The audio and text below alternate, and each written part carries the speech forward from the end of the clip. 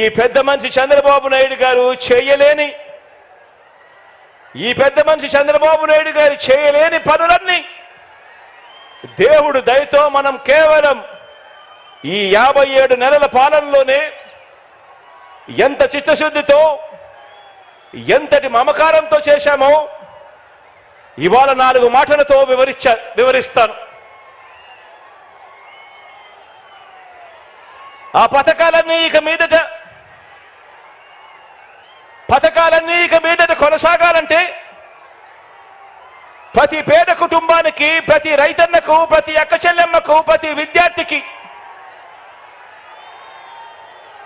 ప్రతి అవ్వాతాతకు, ప్రతి సామాజిక వర్గానికి ఎంతటి అవసరమో మన పాలన ప్రజలందరికీ వివరించే బాధ్యతను మనమంతా కూడా తీసుకోవాలి. ఇంతకు ముందే నేను చెప్పాను, ఈ 57 నెలల్లో కని విని ఎరుగని విధంగా విప్లవాత్మక మార్పులు తీసుకొచ్చాం. ప్రతి అక్క చెల్లెమ్మ హృదయాన్ని తట్టాం, ప్రతి రైతన్న మనసులో నిలిచాం,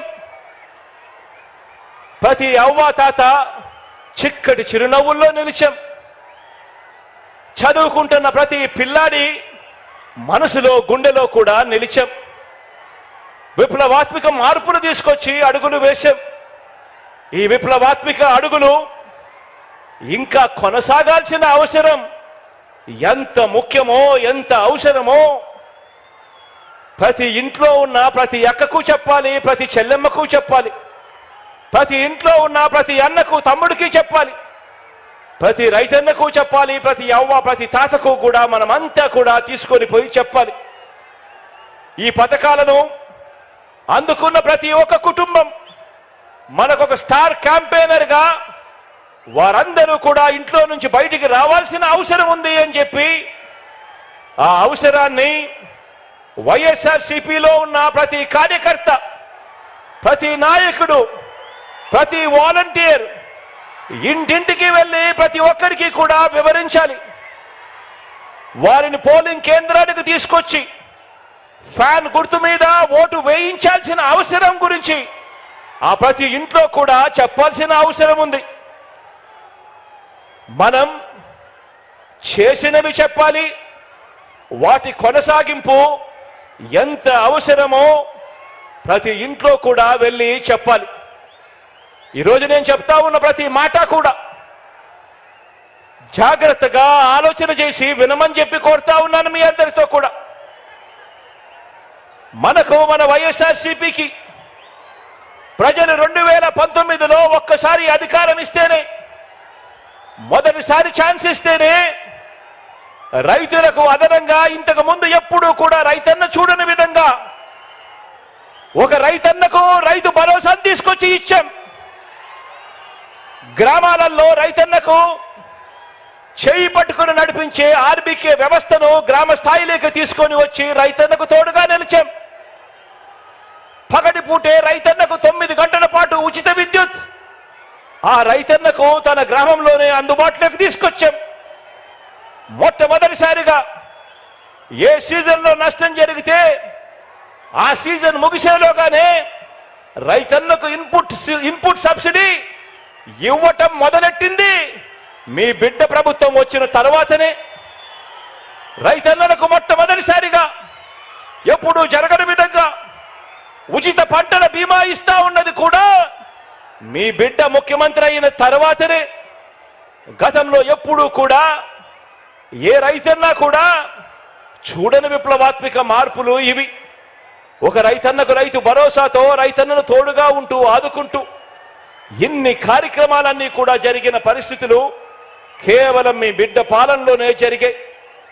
ఈ పథకాలన్నీ కూడా ప్రతి రైతన్నకు కొనసాగాలన్నా, రైతులను పీడించే బాబు మార్కు దళారీ వ్యవస్థ మళ్ళీ రాకూడదన్నా, అందుకోసం ప్రతి ఒక్క రైతన్న కూడా బయటికి రావాల్సిన అవసరం ఉంది.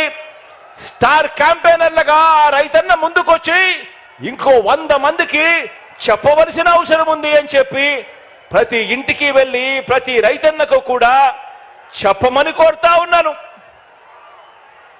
ఈరోజు విందు భోజనం పెడతా అని, బిర్యానీ పెడతా అని మోసపూరిత ఆశ చూపించి చంద్రబాబు ఇప్పుడు మనం పెడతా ఉన్న అన్నాన్ని గిన్నెని రెండింటినీ కూడా రైతన్న దగ్గర నుంచి లాక్కోవటానికి అడుగులు వేస్తా ఉన్నాడు.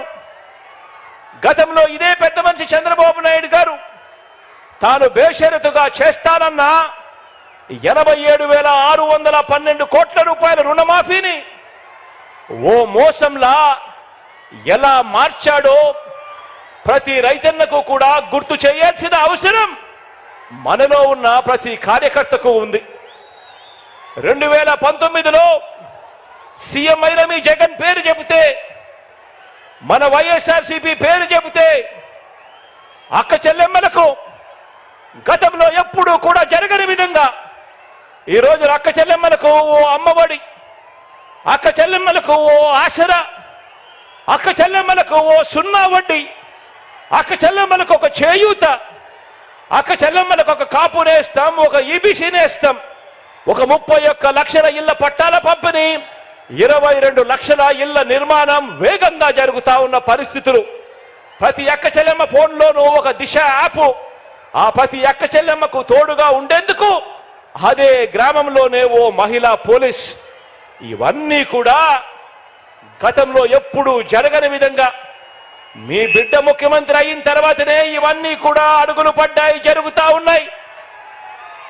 ఇవన్నీ కూడా ప్రతి అక్క చెల్లెమ్మకు కొనసాగాలంటే మహిళా సాధికారతకు ఇంతగా అండగా ఉన్న జగనన్న ప్రభుత్వానికి ప్రతి ఒక్కరూ కూడా అండగా నిలవాలని, ఫ్యాన్ గుర్తు మీద ఓటు వేయాలని, మరో 100 మందికి అక్క చెల్లెమ్మ వెళ్ళి స్టార్ క్యాంపెయినర్ గా ఓటు వేయించాల్సిన బాధ్యత ఉంది అని గడప గడపకు వెళ్ళి ఆ ప్రతి అక్క చెల్లెమ్మకు కూడా చెప్పాల్సిన అవసరం ఇక్కడ ఉన్న ప్రతి కార్యకర్తకు, ప్రతి అభిమానికి, ప్రతి వాలంటీర్కు ఎంతైనా ఉంది అన్నది గుర్తు పెట్టుకోమని కోరుతా ఉన్నాను. ఆ ప్రతి ఇంటికి వెళ్ళినప్పుడు ఆ అవ్వ తాతల చిరునవ్వుల మధ్య వాళ్ళందరికీ కూడా ఒక్క మాట చెప్పండి, ఆ అక్క చెల్లెమ్మలకు చెప్పండి, ఫ్యాన్ ఎప్పుడు ఇంట్లోనే ఉండాలి, ఫ్యాన్ ఎప్పుడు ఇంట్లోనే ఉండాలి, సైకిల్ ఎప్పుడు బయటే ఉండాలి, తాగేసిన టీ గ్లాసు ఎప్పుడు సింక్ లోనే ఉండాలి. ఆ అక్క చెల్లెమ్మలకు మీరంతా కూడా ప్రతి ఒక్కరికి కూడా అర్థమయ్యేలా చెప్పండి.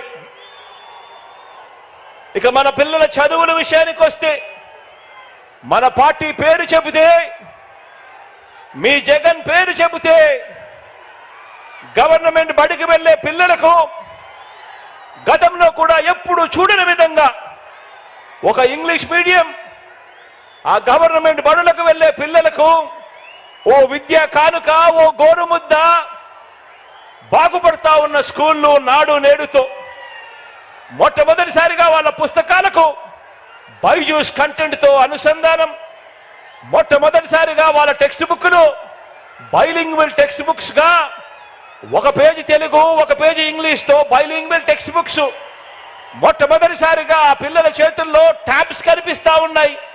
మొట్టమొదటిసారిగా ఆ పిల్లలు వెళ్తా ఉన్న ఆ క్లాస్ రూములు, ఆ ప్రతి స్కూల్లో ఉన్న ప్రతి క్లాస్ రూము కూడా 6వ తరగతి నుంచి ఆ పైబడిన ప్రతి క్లాస్ రూమ్లోనూ కూడా ఈరోజు డిజిటల్ బోధనతో, ఐఎఫ్పి ప్యానెల్స్ తో ఈరోజు క్లాస్ రూమ్స్ అన్ని కనిపిస్తా ఉన్నాయి. మొట్టమొదటిసారిగా సబ్జెక్ట్ టీచర్ కాన్సెప్ట్ బడులలో ప్రవేశపెట్టడం జరిగింది. మొట్టమొదటిసారిగా టోఫుల్ను సైతం ఈరోజు క్లాస్ రూమ్లలో బోధన చేయడం జరుగుతా ఉంది.